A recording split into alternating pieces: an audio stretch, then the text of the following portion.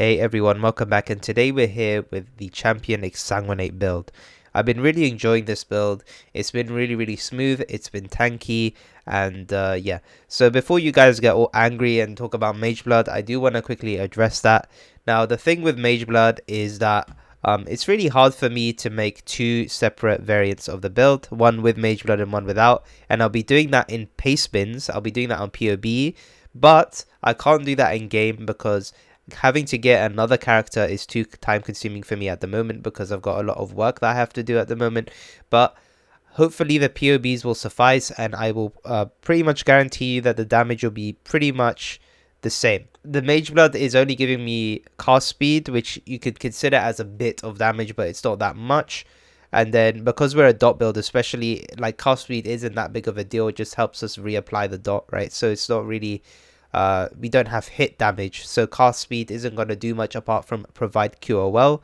The other thing Mageblood is giving is move speed, right? Quite a lot of move speed. So if you imagine the build without Quicksilver, you'd be using a normal one, right? So we'll go to our Flasks. I'll just get a normal one. So obviously the build's going to be much slower without it. I don't even... Okay, there we go. So this is the Quicksilver on. Now the thing is, like, it's not that bad, right? Like, it's still playable. It's not going to be one of your fast zoomer builds, but you know, at the end of the day, you don't always need to be that fast, and sometimes, like, even for this build, being fast is actually detrimental because you end up clearing a pack and then you end up walking into another pack before they die because you're a dot build, and it's just kind of weird. So you know, sometimes move speed isn't even that good, right? And the last thing Mageblood is giving me is a bunch of res and elemental mitigation. Now, this build without elemental mitigation, apart from capped res, is completely fine because we have fortify and we're scaling armor and evasion. So there's nothing really to worry about. Even if you didn't have the, you know, the ruby, the topaz, and the sapphire flask, you're still going to be tanky anyway. So please don't worry about it. Mageblood does not make or break this build. This build is still good without Mageblood. Okay, so once we got that out of the way, let's go into why we're playing champion. So this build was initially inspired by Ruetoo. I really enjoy his builds in general, and this time he had a POB that I don't think he's played this league yet, but he has a champion Exsanguinate build, and he doesn't use Cane of the Kulemak, and I'll go into why I use that later on. But I think it's a really cool idea to use it. Cane of the Kulemak has really cool stats, and I think that you can really make some cool builds with it. But yeah, why champion? You get Fortify as a ranged character, which is really strong in general because we're already not interacting with monsters that much, and then when we do, you know, we'll have Fortify, so we'll be tankier. Then we have Inspirational. This gives us a quite a lot of damage actually because we're using Malevolence, Zealotry, and Pride, and this is scaling all of that with the non-curse aura effect, which is really strong. And then finally, we have Conqueror here. Now, there's a debate you can have between Conqueror and Adrenaline or First to Strike for Last to Fall. But the only problem with First to Strike Last to Fall is that you have to hit low life, right? And we're not going to be doing that much. And Intimidate is useless for the build because we're scaling spell damage, not attack damage. So Adrenaline when you reach low life is nice, right? Like, it gives you, like, I think it gives you 100% increased damage or 200%. I can't remember the exact numbers, but it gives you quite a lot of nice stuff. But I do value having 10% reduced damage taken by every enemy I hit, which we will always be hitting enemies, you know, so we'll have 100% chance to taunt on hit, and then we'll take 10% reduced damage from those taunted enemies. I value that uptime being up pretty much all the time compared to something that's kind of up here and there. So that's completely personal choice. If you want the adrenaline boost, then make sure you go and take that, but it's completely up to you. Okay, we'll go into the tree a bit later, but I just want to explain why we're champion in the first place. And now we'll go into the gear. Okay, so let's start with the Cane of the Kulemak. Cane of the Kulemak is a really nice staff. It has a lot of good stats for this build. It has cast speed, which is really big QOL for the build because without cast speed, champion is just way too slow, right? Champion is not designed to have a lot of cast speed because of where the tree is. You can't get much cast speed anywhere near the tree where he is, so there's no point of that. And then we also have +3 socketed support gems, which is really good for dot builds in general because we use an empower support and we only have an empower 3 here. But as you can see, this empower gets taken to level 6, which gives you +5 levels of active skill gems, and this gives us a ton of levels on Exsanguinate, which is really important because it scales heavily with levels. So this is really, really nice. So that's the other thing it gives. It gives quality socketed support gems, which is kind of nice, but it's not a big deal. And the other thing about the +3 socketed support gems is that you can run awakened gems in here, and you'll basically get levels on all your awakened gems, which is huge, right? Because it gives a ton of damage. So it's completely insane. And you also, on top of that, get Arcane Surge when you kill an enemy. And you're probably like, whoa, you can just get Arcane Surge on your Flame Dash. But unfortunately, right now, we're very starved for sockets, so we can't actually run that. So having Arcane Surge on the staff is just an insane bonus. I know it's on kill, you won't have it for bosses, but it's still huge. Like, your clear is just insane. We'll go into the helmet. It's just standard, right? We just have some life. Nearby enemies take increased fizz damage, and you absolutely need Pride has increased mana reservation efficiency, and you can even use a rare helmet without nearby enemies. You just use greed essences until you hit something you're happy with, but you need the helmet enchant because you can't run all these auras otherwise, right? And then next off we have the amulet. Now this amulet is only expensive if you go for the life. If you don't go for the life, it's actually super cheap. You can probably buy these for about 4 to 5x without the life, but with the life it goes up to like 15 to 20x. So just keep that in mind. Make it yourself, you can. There's a guide on Ruetoo's channel, on like his Twitch channel. He's got a bunch of links on how to craft stuff like this, so I'll leave all of that in the description. But yeah, that's how you craft that. And I was actually using this for my Corrupting Fever Glad. And I didn't actually make a video on that build because I didn't play it actually that long, surprisingly. So yeah, I did like it, and I even made this wand out of it, but I just I'm not really playing it anymore. So yeah, there's that. And then we have a Vermilion ring over here with Fizz Dot, life, and we also craft Minimum Frenzy. Minimum Frenzy is really, really important because it gives us a ton of damage, right? 3 Frenzy charges because we craft the Minimum Frenzy on all of our gear is super, super nice. And then we finally have a Vulnerability ring with life, and we also craft Minimum Frenzy on here as well. So yeah, as you can see, none of my gear has resist, and that's all, you know, obviously intended for my build at the moment for Mageblood. But if you're not running Mageblood, you're obviously going to need resist everywhere, and just keep that in mind. Okay, so gloves. Basic gloves again. They're not even apothecary gloves, or however you say it. They're just fizz dot, life, and stats, right? Strengthening, because we really need strengthening on this build. And then we also have the boots over here with just life, movement speed, chaos res, right? So that is it. The gear is super basic. Like, these boots are so bad, and they definitely need an upgrade. But yeah, that is what I'm rocking right now. And then the flasks, just briefly go over it. We have regen, we have armor, we have cast speed, but you don't need the cast speed. The build still feels really smooth without cast speed on the flask here, and because we already have some from Cane of Kulemak. And then we have a lot of move speed, obviously, from Quicksilver. And then we have Rumi's Concoction, just a nice flask that gives you armor, and it also gives you block chance, which is just a nice additional defense. So I wouldn't really use any other flask here. Maybe a life flask if you wanna, play like that. But we have a lot of regen on this build, so you don't really need it. Now we'll quickly go into the tree. I'm not going to go too in depth on the tree because there's not really much point. But yeah, we just go here, we take some life. We take this to help with the reservation and the, just in general, because we take too many auras on this build. And then we go and take this cluster here. We take Battle Hardened, Fierce Assault, and Master the Fundamentals. You can drop Master the Fundamentals if you have enough res. And then we go and we take the Fizz Dot jewels with life. And we also go for cast speed. But these jewels are a little bit rare on the market because of just the player rate right now, or the player base right now. They're playing the Delve event, or they just quit the league. So that's the current state. We take Cannibalistic Rite, we take Juggernaut, we take Endurance Charge, and we take Barbarism. And we use an Inspired Learning here, and you don't really have to if you don't want to. It doesn't make that big of a deal, and it's definitely worth dropping it for a Fizz Dot jewel if you want more consistency. And then we take Hearty for life regen because it's really important for the build. We basically use everything on life, so having life regen is just huge. And then we have another of the same cluster as before, and then we also have the jewels with Fizz Dot on life and cast speed.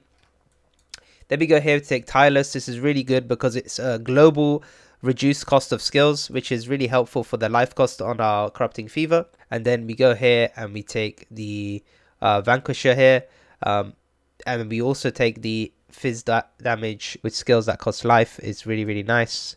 And then we go up here and we take Corrupted Blood with life and Fizz Dot. These jewels are actually really expensive because Fizz Dot and life are really desirable with Corrupted Blood. And I would say Corrupted Blood is quite important for the build, guys, because you clear a lot with this build in one go, and if you get too many stacks in one go, you will just die instantly. We take Relentless, and we also take Veteran Soldier. We take this Unnatural here. Now, this Unnatural isn't actually that great for the build, but it's not bad either, right? We get increased Fizz damage. We get, some stats like Strength and Int. We get increased effect of curses, which is a vulnerability. We get skill effect duration, which is nice cure well. We get some spell damage, and we get some cast speed. It's just giving a bunch of nice things that add up. And then we take Iron Will because it actually gives us some damage because we have a lot of strength on the build. 388 is quite a lot. And then we take Constitution here. And now we go and we take some more life. This Watchers, I actually kept it from Fever Glad, but it's about... This one's too expensive. Don't go for the block. Just go for the damage over time multiplier by Malevolence. And then we take Sovereignty here. And this little note here is actually really good. It gives you a lot of damage. And then we just take the life. And then we also anoint Acrimony because it just gives a bunch of damage. So yeah, that is that. And I'll quickly go over finally the gem links. I was supposed to do that after the gear, but I didn't. But yeah, we take Exsanguinate. We go Awaken Brutality, Empower. Unleash is optional. If you don't like Unleash, then just use something else. But you need enough cast speed for it to feel good without Unleash. Now, for my current variant, I actually have enough cast speed without Unleash. But I just like Unleash. It just like, especially for bosses, you throw out 4 Exsanguinates and they just take so much damage. I don't even know, because you get instant 3 stacks of Exsanguinate because it stacks up to 3 and it gains damage for each stage.